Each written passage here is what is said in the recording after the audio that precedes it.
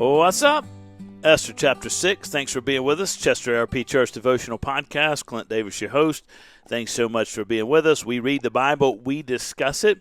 We're in Esther chapter 6 this morning. The story of Esther is a beautiful story. It's an ironic story. It's a story of deliverance, a story of survival, a story of victory, a story of divine judgment, a story of providence, and a story of grace. And so we pick this story up in chapter 6, verse 1. I'm going to read, I believe, all of chapter 6 here for us this morning. On that night, the king could not sleep, and he gave orders to bring the book of memorable deeds, the chronicles, and that they were read before the king. And it was found written how Mordecai had told about Bigthana and Teresh, two of the king's eunuchs, who guarded at the threshold and who had sought to lay hands on King Ahasuerus.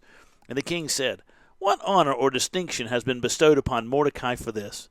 And the king's young men who attended him said, "Nothing has been done for him."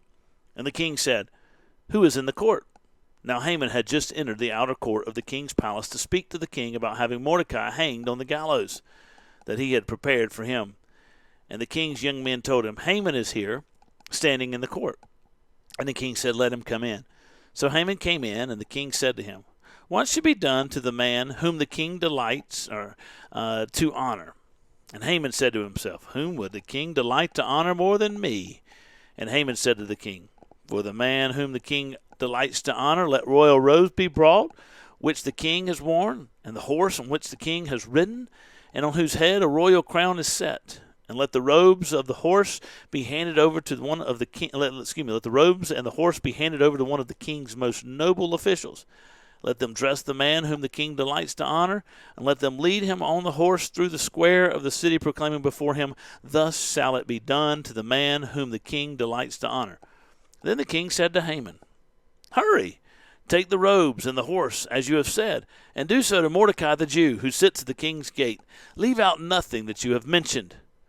So Haman took the robes and the horse, and he dressed Mordecai and led him through the square of the city, proclaiming before him, "Thus shall it be done to the man whom the king delights to honor." Then Mordecai returned to the king's gate, but Haman hurried to his house, mourning and with his head covered. And Haman told his wife Zeresh and all his friends everything that had happened to him. Then his wise men and his wife Zeresh said to him, "If Mordecai, before whom you have begun to fall, is of the Jewish people, you will not overcome him, but will surely fall before him." So Haman devises this plan at the encouragement of his family and friends, and he's going to build this 50-foot gallows, and Mordecai is going to hang from it. Let's be rid of Mordecai once and for all. Haman says, "I love the idea." So he gives order to build the gallows, and he's going to see the king, and he's going to tell the king, "This is what I think should happen, and I want you to sign off on it." Thinking this is going to be no problem. He's a Jew. We've already made a decree. We're going to get rid of the Jews anyway.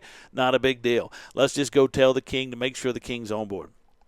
So he goes over to see the king. The problem is that the king couldn't sleep the same night. This is the night after the first banquet, in preparation for the second banquet that Queen Esther has going to host for Haman and for the king. And so the king can't sleep. And so he orders, "Hey, listen, you want me to go to sleep? Bring in some records of the kingdom and read them to me." In other words, let's talk on one of the most boring things you can find that still have to do with me as the king. And I'm absorbed in myself, but still I'm going to be bored out of my mind. So let's go find those records, and then let's bring those records in. Let's read them. We'll learn about the kingdom, but at the same time, it'll put me to sleep, because who wants to read all that mess, right? Who wants to hear somebody just drone on, so-and-so did, and so-and-so did, and so-and-so did. A census record or something like that would put you to sleep.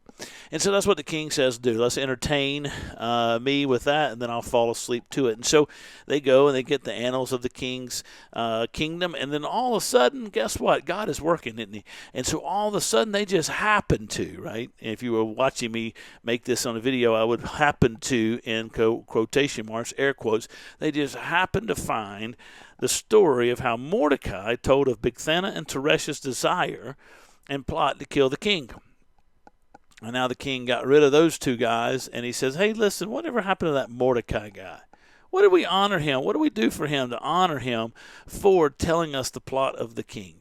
And they said, "Nothing's been done for him." And so the king said, "Hey, who's out there?" So now we've got Haman coming to tell the king. about the gallows and his desire to have Mordecai hung on him. We have the king now hearing the story of Mordecai and wanting to know, what should I do to honor Mordecai? And now we have this fateful meeting between the two of them. And Haman comes into the king's court. The king opens the door, says, bring Haman in. He says, Haman, what should I do to the person I want to honor? Haman says, well, that's got to be me, because Haman's absorbed with it. He's self-absorbed. He thinks nobody's as great as he is. Well, obviously the king has me in mind. After all, I went to the dinner with the queen. After all, I'm prime minister. I'm doing great stuff here. Everybody looks to me.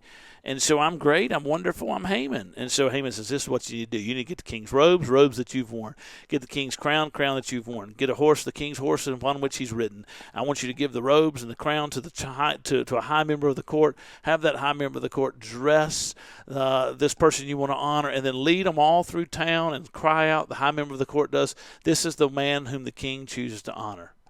And the king says, that's a great idea. Love that idea, Haman. Now I want you to go get all that stuff and then go get Mordecai and do that to Mordecai. Haman's like, do what? King say, what? Right? King Ahasuerus, you mean what? I'm going to be the one leading Mordecai around town? And the king's like, yeah, hurry on. But king, no, hurry on. But king, you could imagine. But king, no, I said it, done. Be on your way. Hurry on and get it done. And so now Haman, who wants to hang Mordecai, he goes in with this idea that he's going to build a 50-foot gallows. He's going to hang Mordecai on it. He's going to get the king's approval. Now he's got to walk Mordecai around town with the king's regalia on Mordecai, sitting upon a king's horse, saying, this is the one the king chooses to honor. Now, how in the world is and you know Haman's thinking, right? How in the world am I going to get to the point where I can put Mordecai on a gallows after all this stuff has happened? God's at work. God's at work. And so now Mordecai is going to be walking around. He's being led around as the one who is honored, and Haman is the one who's going to go home with ashes on his head. So the fortunes have turned. Sackcloth and ashes now on Haman. He's mourning what is taking place. And Haman's friends and his wife, to their credit, say, listen, we didn't know this guy was a Jew, but if he's a Jew, you might as well hang it up. You are not going to win. You're going to fall before him, because the God of the Jews has demonstrated time and time again he is going to prepare and protect his people. They knew it. Haman did not. Haman couldn't stand it. Haman wanted power. Haman wanted influence. He refused to accept it. He was hard-hearted. And the story is, right, Haman gets hung in chapter 7 on his own gallows, and he falls before Mordecai, who gets exalted by the king for the glory and majesty of God. We give God praise for that, and we know that he always protects his people. We trust him in it. We take the steps to walk in his ways, and we need to be mindful of Haman and not be arrogant, not be prideful, but rather humble ourselves before the Lord and walk in his ways. You guys take care. God bless you. I'll catch you next time.